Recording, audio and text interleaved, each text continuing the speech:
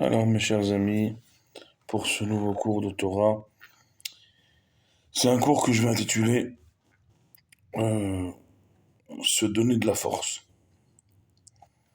Voilà, le titre. C'est pas habituel que je donne le titre en début de cours. En général, je le marque à la fin du cours, sous le cours.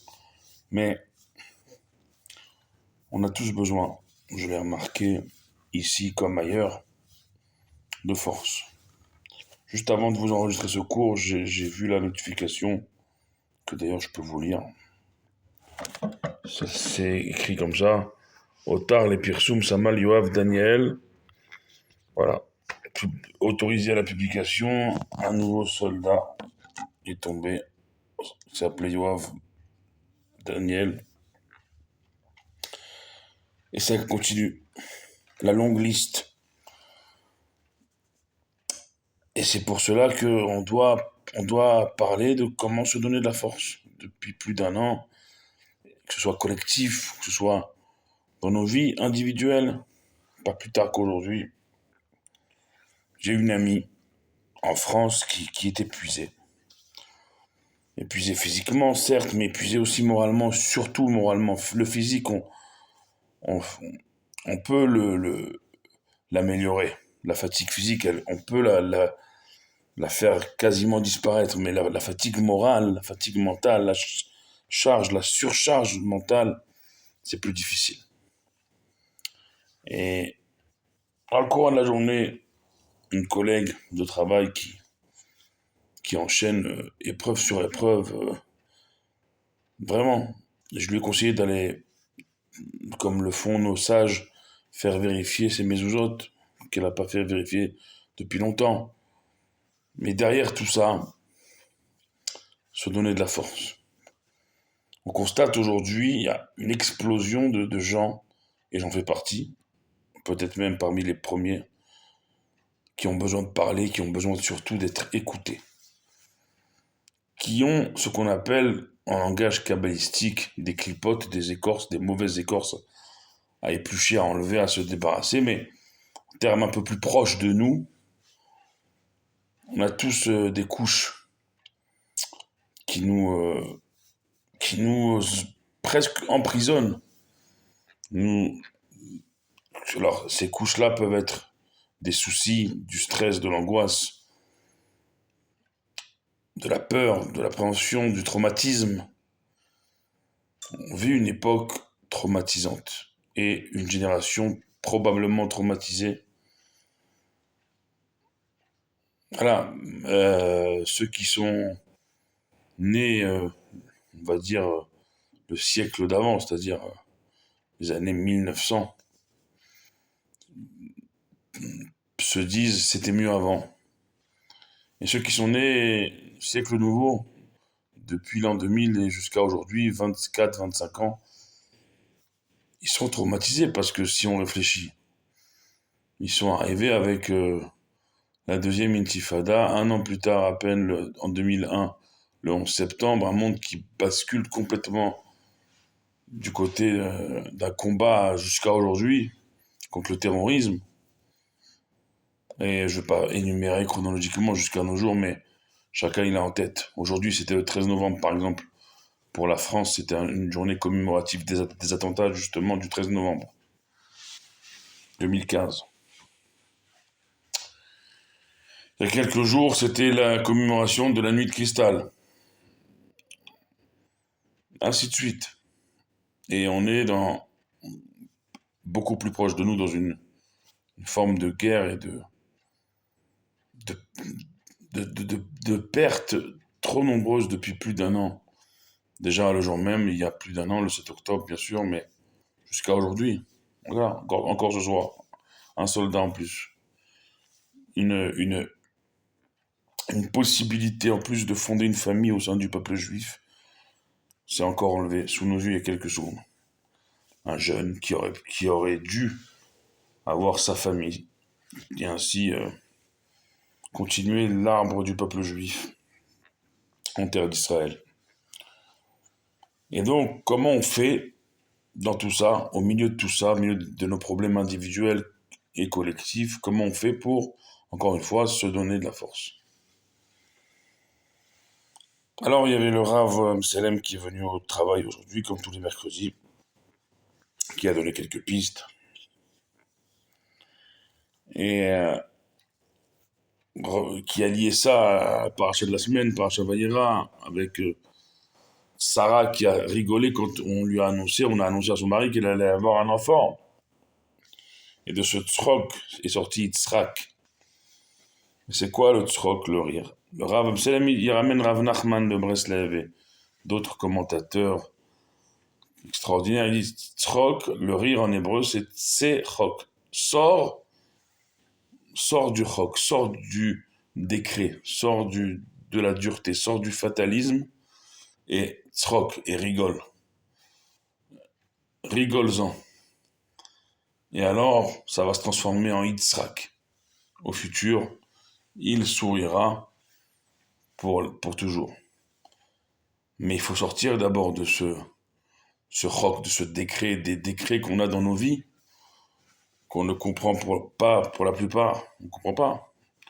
Alors oui, on nous dit, après tu comprendras, tout est pour le bien. C'est des belles phrases et elles sont vraies. Mais quand tu es confronté à l'épreuve, sortir de l'épreuve, c'est pas évident. Et c'est ça en fait ce qui a été reproché un peu à Sarah. Dieu il a dit à Abraham, pourquoi ta femme elle rigole? Il parlait mais Adonai d'avoir, est-ce qu'il y a une chose qui est impossible pour moi, Dieu? Ça aussi, c'est travailler sa émouna, mais tout ça, c'est joli. Mais c'est pas évident quand on est confronté. Vous savez, j'image ça avec un boxeur. Il prend un coup, il tombe KO. Première fois, il tombe, il se relève. Il prend un deuxième coup, il tombe une deuxième fois KO. Oh, il se relève. Un peu plus difficilement que la première fois, mais il se relève quand même. Troisième coup, troisième KO, il va se relever. Peut-être il va se relever sur 10 rounds 10 fois. Mais au bout du 10e ou 12e ou 15e et dernier round, il y a des boxeurs qui ne se relèvent plus, pas parce qu'ils peuvent plus se relever, ils peuvent se relever encore, mais à un moment donné, il y en a marre de prendre des coups. Ou alors on est sadomaso. Mais il y a un moment donné, il y en a marre de prendre des coups. Et le boxeur, il ne se relève pas. Il attend le compte de 10. Bon, il a perdu le match parce qu'il défaite par KO, mais au moins il prend plus de coups. Alors cette image-là que j'ai pensée, c'est à la portée malheureusement de chacun. On prend des coups, mais il y a un moment donné, le rythme de coups, il est toujours plus dur, fort et plus rapproché, qu'on n'a plus envie de se relever à un moment donné. Et la vie, il n'y a pas 36 échappatoires, c'est où on la vit bien ou on la vit pas. Il y a des moments où c'est dur. Il faut pas mettre la poussière sous le tapis et dire tout va bien tout le temps. Ça n'avance à rien. Aujourd'hui, les gens ont besoin d'être écoutés, besoin de parler, ont besoin de se confier, de se vider. On paye des psys à des tarifs horaires impressionnants. Aujourd'hui, tout le monde consulte. C'est plus un mot péjoratif. Tout le monde a son psy, son thérapeute, son confident, son rabbin, en tout cas un être de confiance, il faut. Peut-on être 100% de confiance? C'est un autre sujet. Moi, j'ai une phrase en tête que ma mère m'a dit, que je partage avec vous, il y a très longtemps, mais c'est une phrase qui va me paraître très dure, mais pourtant qui est tellement vraie, mais qui est très dure. Ma mère m'a dit, tu sais, mon fils, avec tout l'amour qu'une mère puisse porter à son enfant, comme je le porte à toi, mon fils. En définitive, au final, tu nais seul, tu vis seul et tu meurs seul. Très dur, jeté comme ça. Mais c'est la dure vérité, dans le sens où, effectivement, quand on vient au monde, alors ok, on vient au monde de notre maman, mais au début, on est seul. Quelques secondes après, dans les bras des médecins, en tout cas, on n'est pas immédiatement collé à notre maman. Il faut couper le cordon, faut voir si le bébé il réagit bien. On l'ausculte le bébé avant de le remettre sur l'épaule de la maman.